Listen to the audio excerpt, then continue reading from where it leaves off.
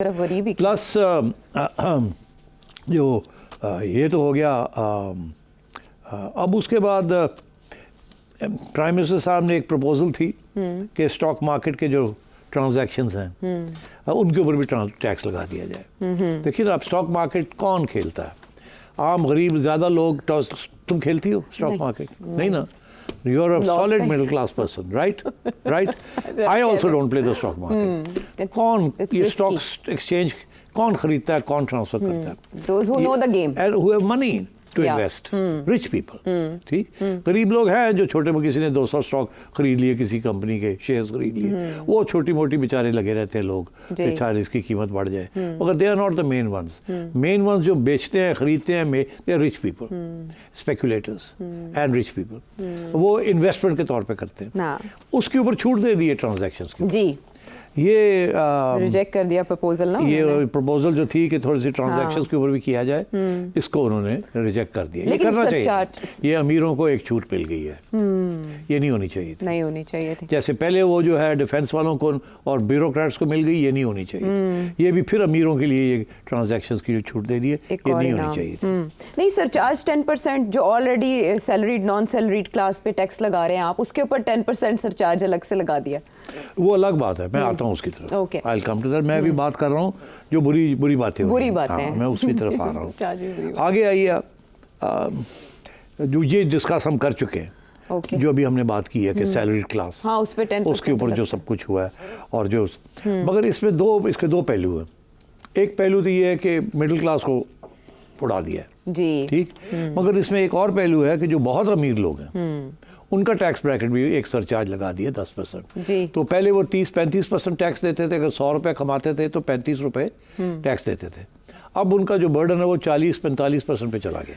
हाँ, तो उनको डज लगी है, तो ये अच्छी बात है। सैलरीड नॉन सैलरीड उसमें ही नहीं, मैं वही कह रहा हूँ ना कि सैलरीड पर्सन जो है उसका टैक्स रेट जो बहुत अमीर है उसका 44% पे चला गया।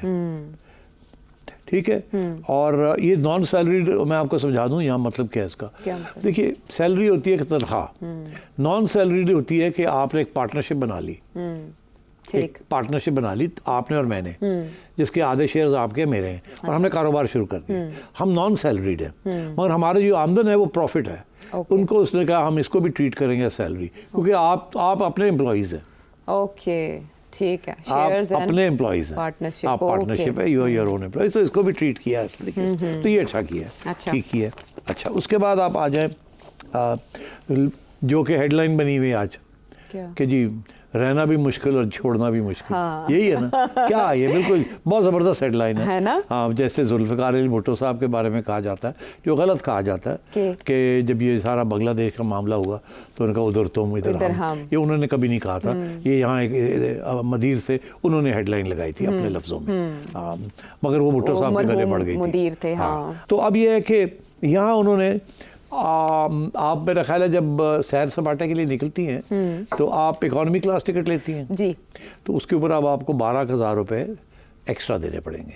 अच्छा, बात यह है कि आपको रोने की कोई ज़रूरत नहीं है। उसकी वजह यह है कि अगर आप सैर सपाटे के लिए निकल रही हैं और आपने शॉपिंग भी करनी है, हाँ जी, और आपने टर्की जाके ज़रा अयाशी भी करनी है, इधर जाना है उधर जाना है। अयाशी के लिए टर्की तो नहीं जाते? चले, कुछ लोग आजकल जा रहे हैं बाय द वे। अच्छा, हाँ, बिकॉज वो सस्ता हो गया और बड़ी इंटरेस्टिंग जगह है और खूबसूरत जगह है, और वहाँ बहुत सी लिबर्टीज़ हैं जो यहाँ नहीं है। हाँ, देखिए ना, टर्की ने इकोनॉमी को अंडरस्टैंड किया है, इसलिए किया। अच्छा, मगर वहाँ भी हालात इतने अच्छे नहीं है। बहरहाल वो बात अलग की बात। अच्छा, तो अगर आपके ऊपर 12,500 रुपये और बढ़ गया है तो क्या फ़र्क पड़ा है? देखिए, दो लोग हैं, दो किस्म के लोग हैं ना जो बाहर जाते हैं, ठीक है। एक है वर्कर्स, दुबई जा रहे हैं, आ रहे हैं, जा रहे हैं, या मिडिल ईस्ट में मुलाजमत करते हैं। हाँ, ठीक है, उनको भी अब देना पड़ेगा, ठीक है। अफसोस की बात बहुत ज़्यादा। अगर देखिए ना, उनका एक और दूसरी तरफ उनका फ़ायदा भी एक है। क्या? ये है कि पिछले साल जब वो $100 अपने घर भेजते थे तो उनको $200 मिलते थे पर डॉलर। अब उनको 280 रुपये मिल रहे हैं पर डॉलर। तो जो डिवैल्यूएशन हुई है उनका तो फ़ायदा हो गया है। तो उधर उनका फ़ायदा हुआ, इधर उन्होंने डज लगा दी 12,500 रुपये के उनके ऊपर।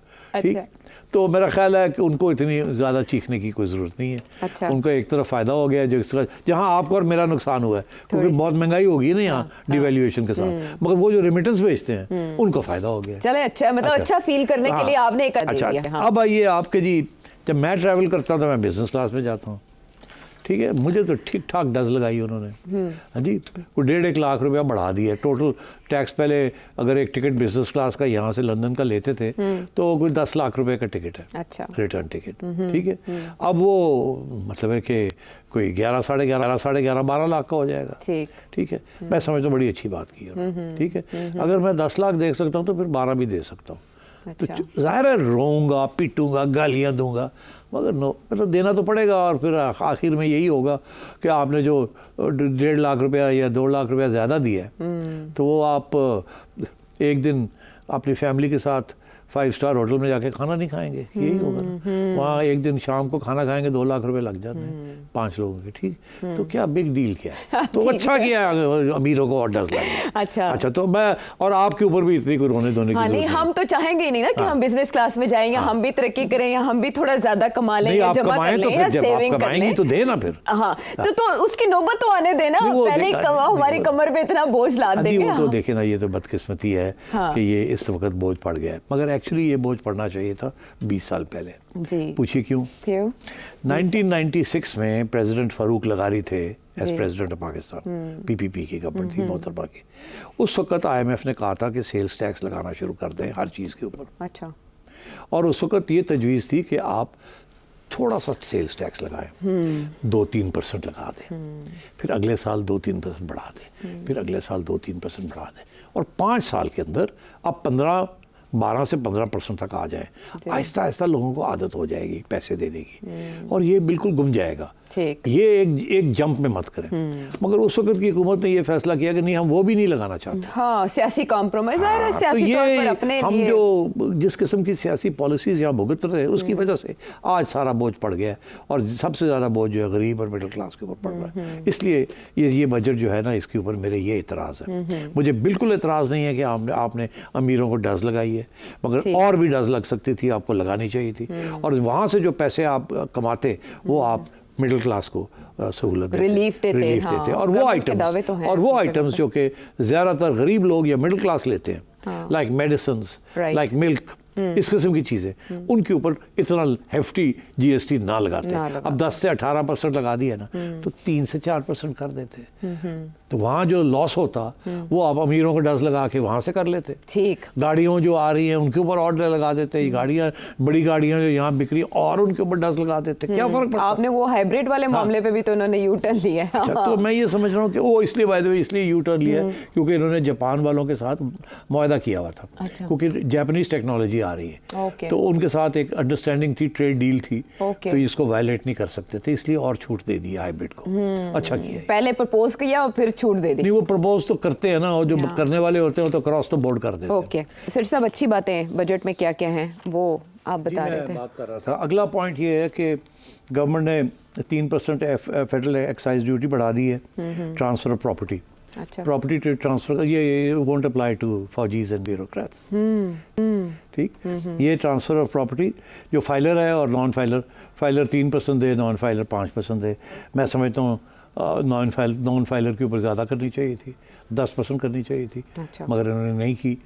मगर चले कम से कम फ़र्क तो रखा है फाइलर में नॉन फाइलर में। फिर उन्होंने ये किया है कि जो घर हैं, जो 2000 स्क्वायर यार्ड का जो घर है, उसके ऊपर भी टैक्स लगा दिया है। अच्छा। एक किस्म का वेल्थ टैक्स ऐसे कहते हैं, क्योंकि वो घर तो आपने बनाया हुआ है काफ़ी अर्से से, अब उसके ऊपर भी सालाना उन्होंने एक प्रॉपर्टी टैक्स लगा दिया कि 5 लाख रुपए आप वो भी दें। इतने बड़े घर लेके बैठे हुए हैं, तो अच्छी बात है, जितने ज़रा बड़े घर हैं उनके ऊपर ज़्यादा टैक्स लगना चाहिए। हाँ, लेकिन बात ये वो टैक्स पे भी करें ना। मगर ये सबसे इंटरेस्टिंग बात ये कि ये जो है ना, ये अप्लाई कर रहा है to Islamabad capital territory only.